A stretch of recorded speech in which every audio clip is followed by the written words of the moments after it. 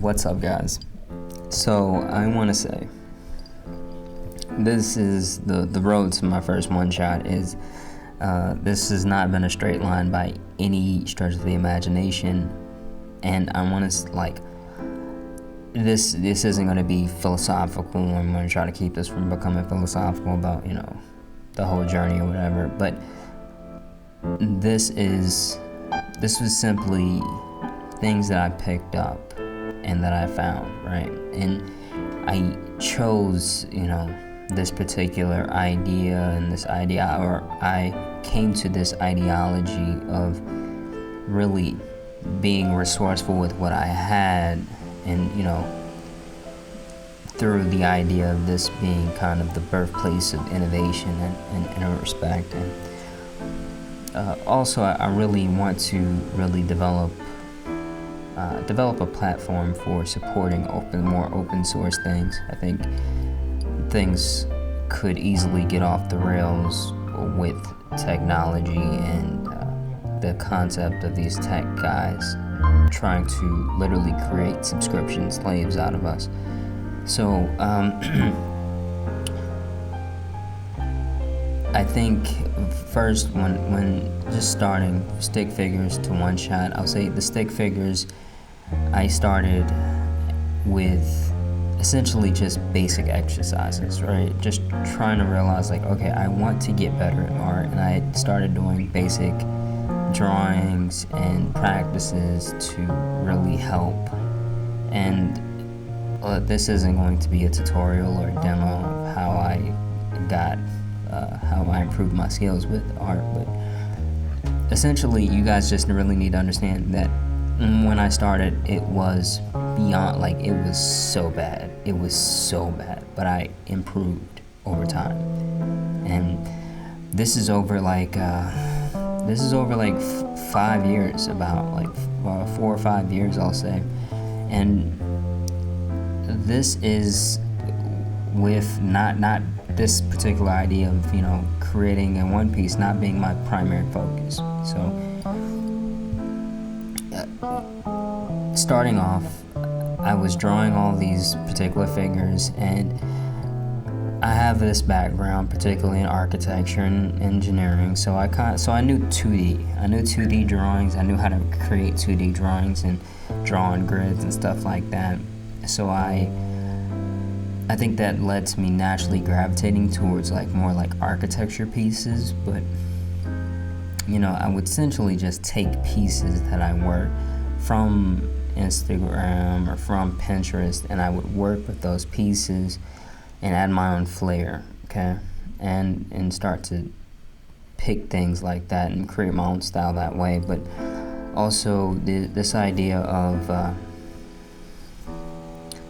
what I would do with that, it led me in terms of actually kind of working from this element of not necessarily being focused on one shots. I wanted a way to put my images in a computer just naturally by what I wanted to do in general. I was trying to kind of make a proposal or something, and I wanted to include one of my drawings in, and I started working with Inkscape, right? Because I've always kind of wanted to stick my finger up to people like Adobe and things like that, even before the whole AI scenario with Adobe, which is crazy that they're trying to just blatantly steal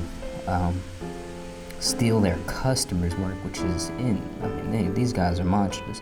But if anything, I will say that I was working with Inkscape, and I got pretty good at working with Inkscape, and that helped. I think that helped shape a lot of really what's come out of this whole one-shot experience. But essentially, I got good at Inkscape, and through actually working with putting my drawings into a file, and then I eventually started working with Inkscape to do other things like create thumbnails and things like that. And this became, I think, something for me. I really, really did appreciate it. And there's plenty of online resources for that, so I was able to learn and pick up quite easily. And now, in terms of this idea of resourcefulness, another fork in the road for me was the idea of a dual display for, just a mobile dual display. Now, back in like 2022 or something, I think there were all types of, all types of products with the bells and the whistles for whatever type of mobile display. But I found something very interesting. I found that a lot of these displays, they weren't resilient, and two, that they weren't really stable in terms of the idea of what they were kind of able to kind of hang off of a screen. And I've seen all types of different ways they do this, but it wasn't quite the cost didn't quite add up for me in terms of the actual I'll say the actual what I got out of the actual product. It didn't quite add up for me. So at some point I realized hey, let me just get something that gets the job done. And there I got a screen that I'm still working with now. I'm actually reading off of it now. It's just a small display that's less than $100, right? And it gets the job done, and it's completely fine. I think the downside, I think, in terms of with this particular display is the brightness and the backlit screen, right? With one thing I've noticed with computers, if you go outside, or with my laptop, if I go outside, then the display will light up and be fine. But at this particular display, it doesn't quite have that backlit, the lighting to survive outside. And that's probably the biggest thing with this. And I started working with this, and I don't go outside with my laptop, so I'm not complaining at all about this. So I started working with this, and in terms of the actual prop, setting it up, I literally use my laptop bag. I literally just set my laptop bag down, and I'll put this particular screen in the lip and prop it up with my laptop. With the actual things in my laptop, kind of moving that to basically get the degrees of basically just how far up, or how far how the incline for the actual screen. I'll adjust the stuff in my bag, and that's it's crazy, but it works. It actually works, and it's not necessary to really invest the amount of money that a lot of screens would ask. A lot of products are trying to ask for and trying to really extract from their customers, and that's something that I think we need to really look at in terms of just this idea of resourcefulness, and this being the birthplace of innovation as a whole.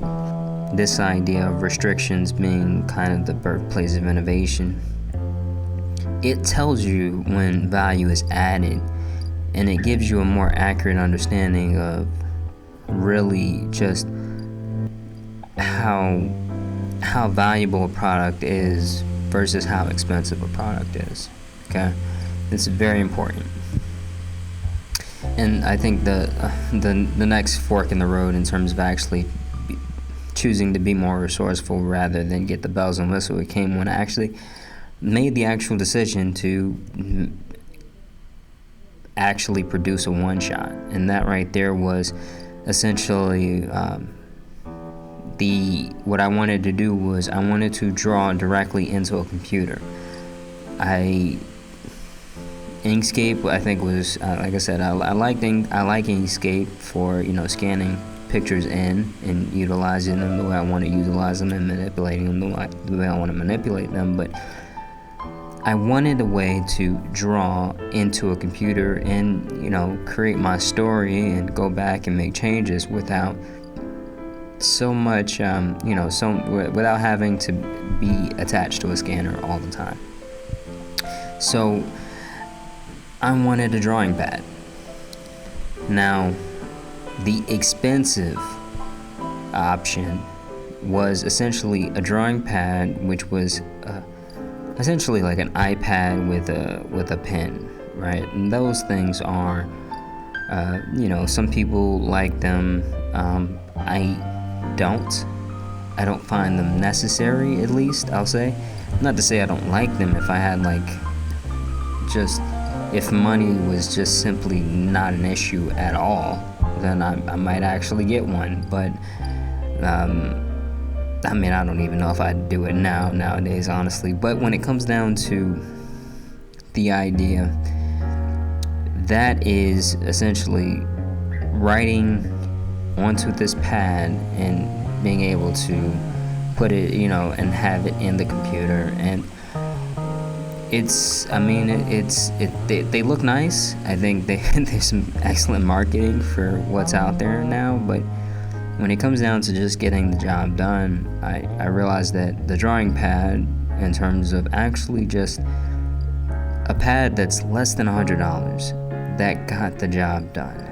That was something that was able to get the job done. And I got a pad from Micro Center, and it's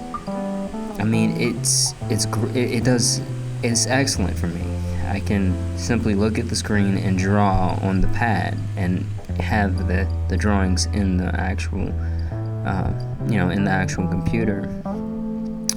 Though that was a very, another case of resource, and I'll, be able to see in the future whether something that has a screen on it is really adding value, or if it's not really worth the cost of it.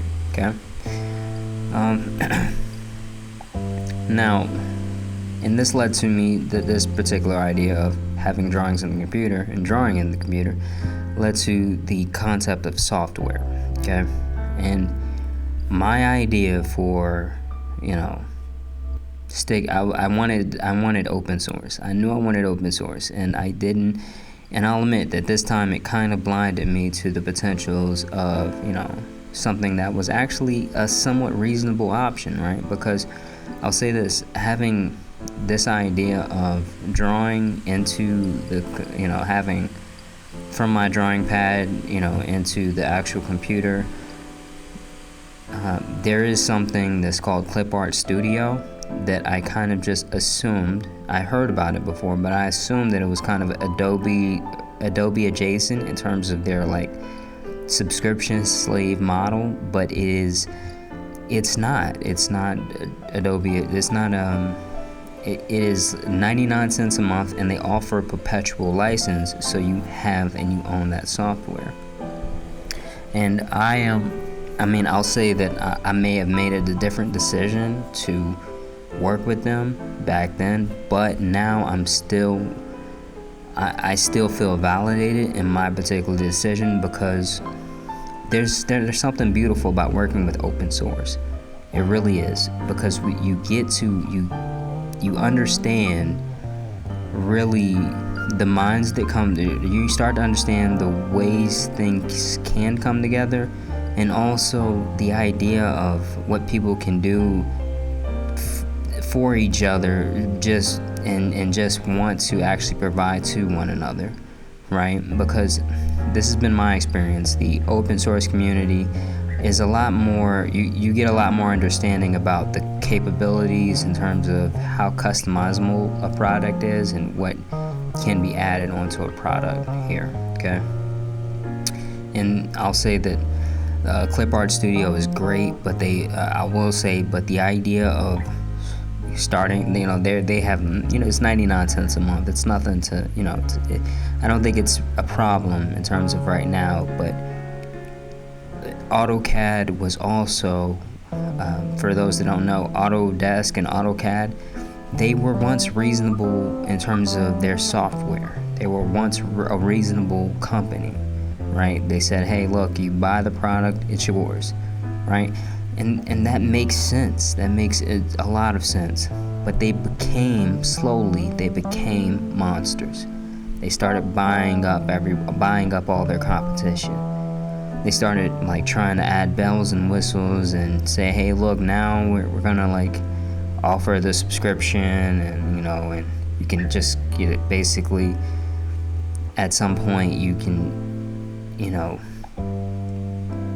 up to like, I think it was like up to like 2005 AutoCAD or something like that, they were able to keep your software and just do what and you still can, I'm pretty sure. But at some point they started only selling subscriptions, right? And it's gotten to a point with the architecture industry, these people, it's not good for the consumers. It's actually horrific for them, because these people are they own I won't say they own the industry, but they have a significant portion of the industry to where AutoCAD is the standard. They are the standard, and not because they are technically good at anything. They simply buy out everybody else, and that's it, right? Because I'll say this, all they do is put lines on a paper in terms of the 2D AutoCAD as it exists, right? There's no reason for them to be charging subscription models, honestly. It really is ridiculous, but they do. And they can do that. And that's the danger when you start to kind of see the idea of subscription models come about, I would say. Because I'll say, like, for instance, like another software that I noticed with these guys with this idea is DaVinci Resolve. It's a video editing software, and it is fantastic. They offer like it's basically, there's an open, I'm not sure if we can call it open source, but basically it's a free version and then you got the paid version. The free version, easy. Like, you can just go through, get it, download it, and just work with it. But they started to kind of do the same thing with this whole, like, they're offering the perpetual license still, but they also have started to kind of move. They started to offer a subscription license, and that is, I don't like where things are going with that. And I think right now we have to be careful, because a lot of these companies, even if they aren't owned by somebody right now who's looking for subscription slaves, there are people who want to make the rest of the world subscription slaves. These people, a lot of these companies and these people and these CEOs, they are monsters, right? And we got to be careful, especially as artists, right? When it comes down to really what art can do, a lot of like, nowadays there's a lot of value in whoever can break the middleman code, right? Like, like who can be the next Hollywood exec for independent artists that are coming out. There's a tremendous amount of value in that, so we gotta watch it. So I say all that to basically say that I started working with Krita. Krita's open source, and there's and they have a lot of functionality with them. And this idea of Krita is interesting, because I think that there's a lot less content out there for really learning Krita, and that's probably when I think about comparing Krita versus Inkscape per se, right? Because Inkscape it's more of a competitor with the Adobe, which is, they're pretty solidly subscription slave model people, but when it comes down to Krita, they're up against kind of Clip Art. So Clip Art Studio, which is still reasonable, okay? But they do have an online platform. There is content out there, but there is less significant. Like Inkscape, lots out there. Krita, I would say it's not nearly as much out there, but it is out there. And I was wondering, I was like, man, why everybody who's using Krita, every like, or not every, but a lot of content creators out there who's using Krita are like, you know, foreigners or something, you know, and it'd be like some, you know, some guy with like, you know, different types of accents out there. It's like, this is interesting. And then I realized like, oh, that's because Americans see this as reasonable, probably, and that's probably why, if anything. But this is, I started working with Krita, right? And this idea of Krita, working with Krita, it helped, like, I was able to essentially, you know, become somewhat competent and able to use and, you know, draw pictures, of course, in Krita. But what I noticed, I think the unique insight that I was able to get when I worked with Krita to create a one-shot specifically was that they were missing things that Inkscape definitely was able to do. So what I did was I did a crossover, and that's really this is, I would say, my birthplace of innovation, right? Now, it's, like I said, I haven't worked with Clip Art Studio, so I'm not sure how much you're able to customize there, but with working with Krita, I was able to see that and able to start to kind of piece that together, like, okay, I can do this here. And I'll say the actual panels, the way I was able to form and shape the panels and do things like that, that's Inkscape. That is all Inkscape. I draw my pictures in Krita, and then I do basic types of editing, and also I get some extras in Inkscape as well, but I'm not gonna go into it because I feel like it might make the video a little bit too long. But the idea is that I was able to draw in Krita, use Krita for drawing, and then put my drawings into Inkscape.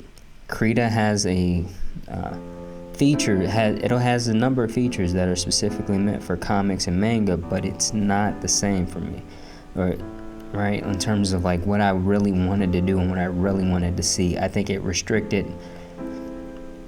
I was able to see that it was restrictive in terms of comparing it to what I could do in Inkscape, and I gained that freedom by working with Inkscape. So I'll say that. And also I want to say this, like, before I end the video, I want you guys to realize that before corporations, our internet was open source, right? Like, open source, that was where we came from. That is where we came from in terms of our internet's history.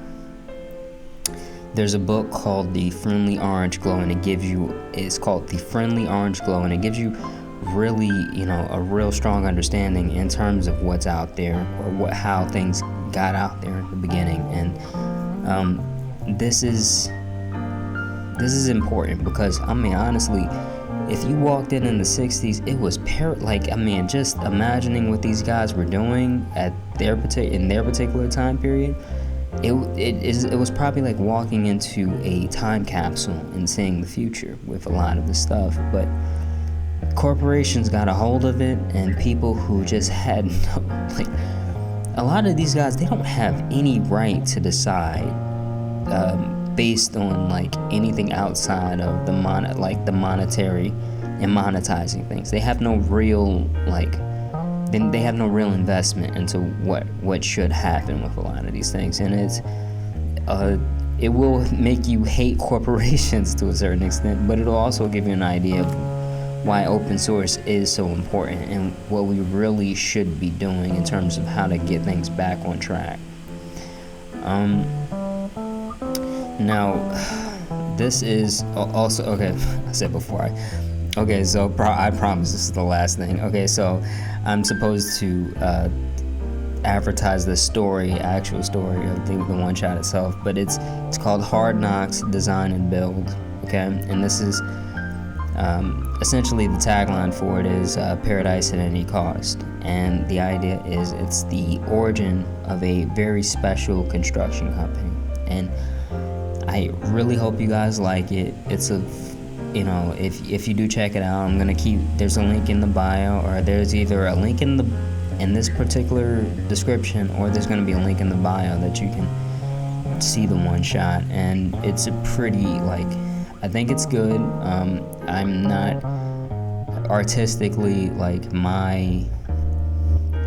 there's a tremendous difference in my taste for art and what I'm capable of now. So I will say that and add that disclaimer there, but I do think the story is there, and I do think you can kind of start to gain an understanding.